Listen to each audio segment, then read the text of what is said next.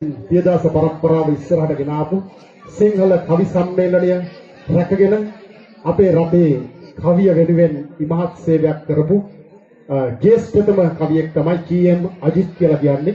ජී.එම්. අජිත් මැතිතුමාව සිහිපත් කරමින් එතුමාගේ තාත්තා ගායනා කරපු ලස්සන විරුදුවක් තමයි සාලිය අශෝකමාලා විරුදු ගායනය. ජී.එම්. අජිත් මැතිතුමාගෙන් මේ විරුදු ගායනයේ ගායන අයිතිය මා ඉල්ලා සිටිය පහුගිය දවස්වල එතුමිය කිව්වා එතුමා මේ විරුදුව ගායනා කරන්න අපිට ආශිර්වාද කරමින් අපිට ශක්තියක් ලබා දුන්නා. එහෙනම් ජී.එම්. අජිත් ප්‍රවීණ කිවිදුන්ට උපහාරයක් වේවායි ප්‍රාර්ථනා කරමින් මේ ලස්සන විරුදුව ගායනා කරනවා අපි සාලිය අශෝකමාලා. හයියෙන් අප්පුඩිය ගහන්න කවුරුත් එක්ක. අප්පුඩිය නම් මදි. ඔහොම නෙමෙයි කවියන්ට අප්පුඩි ගහන්න ඕන. කවියන්ට අප්පුඩි ලැබෙන තාලේ බලන්න ඕන අපි සංදර්ශන කරන තැනට ඇවිල්ලා. නැවතත් වාරයක් බලාවොරොත්තු වෙනවා. හොඳට අහගෙන ඉන්න ආදරණීයම ලස්සන විරුදුවක්.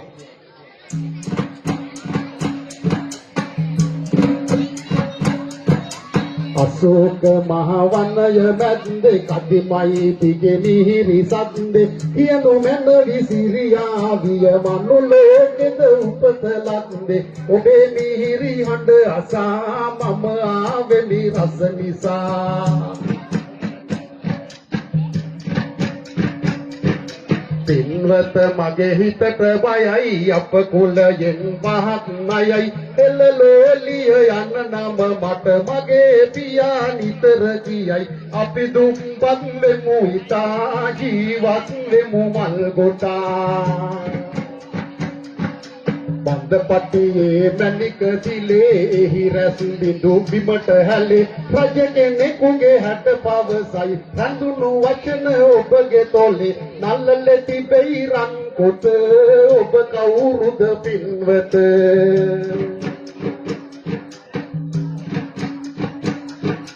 අශෝක මල් හැඩට ගොතා හුරුකම් ඇති ඔබට හිතා ළඟදී මිනි කිරුල දරන මම ගාමිනි රජුගේ පුතා ලක්දිව සියසුන මගේ ඊට වැඩිය ඔබ අගෙයි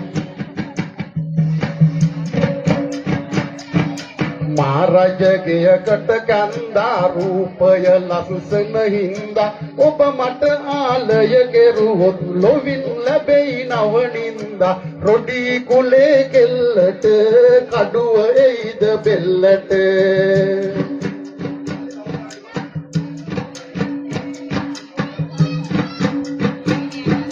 පිරිසිදු නම් ඔබේ ආලය එතකොට රජකම බාලය මින් පසු ඔබ මගේ තමයි පළඳ නුමන මට මාලය මා කැමති ඔබ ගැන මට වචනය දෙන්නු මැඩ සිංහාසනයටද වැඩි අගයක් තිබෙනවද රොඩි රජ වෙනු මන මා අතහැරනම් මා ලොව විජය කොඩි අද අසරණ මට අනේ ඔබ කෙරුවද කොඩි විනේ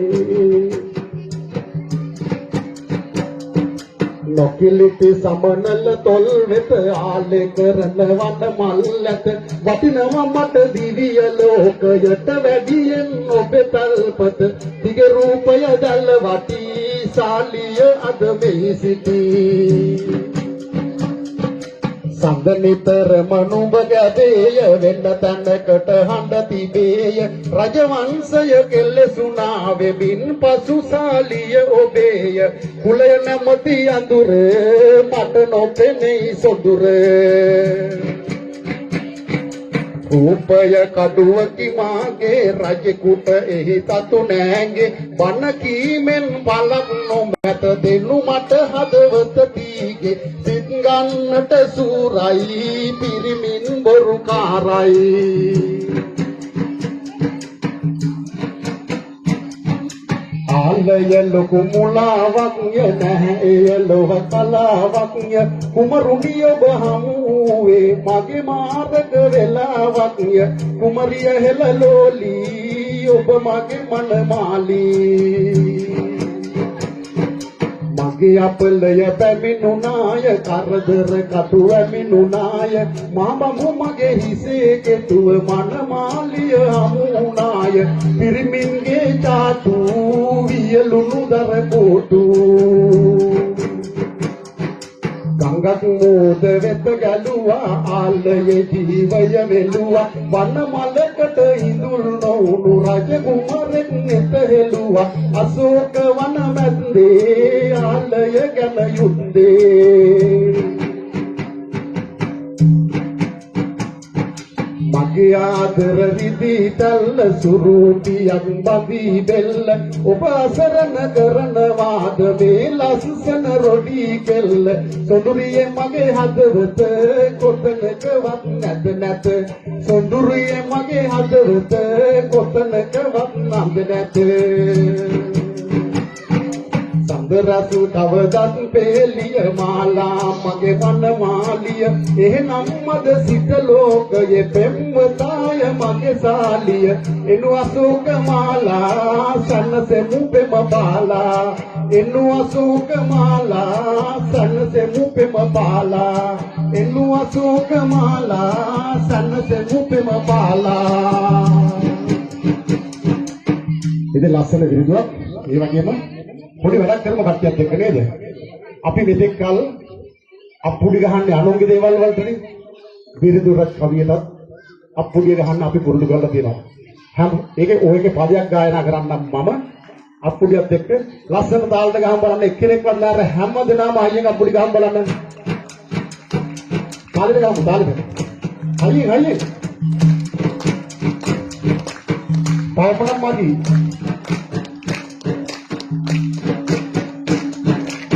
මගේ අපලය පැමිණුණාය කරදර ගැටු පැමිණුණාය මා බඹු මගේ හිසේ කෙටුව මන මාලිය හමුණාය මා බඹු මගේ හිසේ කෙටුව මන මාලිය හමුණාය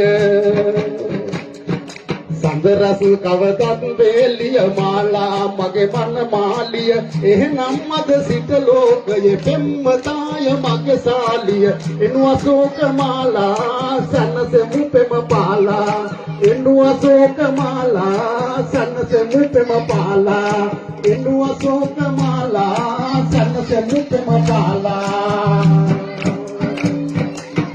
ඔය තමයි අපේ කමට පොඩි ගහන්නේ බිරිඳුව කවිය අපෙන් නැගුණේ ලංකාවේ විශේෂම දකුණෙන් හදිච්ච බිරිඳු ශෛලියක් කියලා කියනවා රජතුමාගේ පණිවිඩය ගමට ගෙන යන්නට එම වන්දිපට්ටය කියන්නේ බිරිඳු ගායකයා රජවාසලේ ඉඳලා තියෙන්නේ එතුමා තමයි ගමින් ගමට ගිහලා පණිවිඩය කියන්නේ රජවාසලේ මෙන්න මේ දේවල් මේ දවස් වලට වෙනවා ඔබත් එන්න කියලා ආරාධනා කරන්නේ. ඉතින් අපෙන් දීවිච්ච විරුදු කලාව ඉස්සරහට ගෙන යන්නට ඔය දූල පුතල හැම දිනාටම ශක්තිය, ධෛර්ය, වාසනාව ලැබේවා.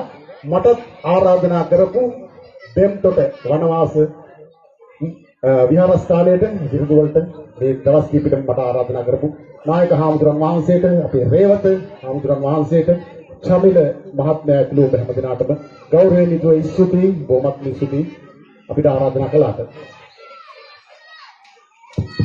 හොඳයි එහෙනම් අපි තව සල්බිල් බාට කීපයක් ඉස්සරහට අරගෙන ගිහිල්ලා ඊළඟට මම ගායනා කරන්නම් ඔබ හැම දිනා ගෙඩිවෙන්න මං අම්මට ආදරේ කියන ලස්සන විරුදුව ඒකත් අහන්න දුවලා පුතලා රඳින්න මේ තමයි ඊළඟ සල්බිල් බාට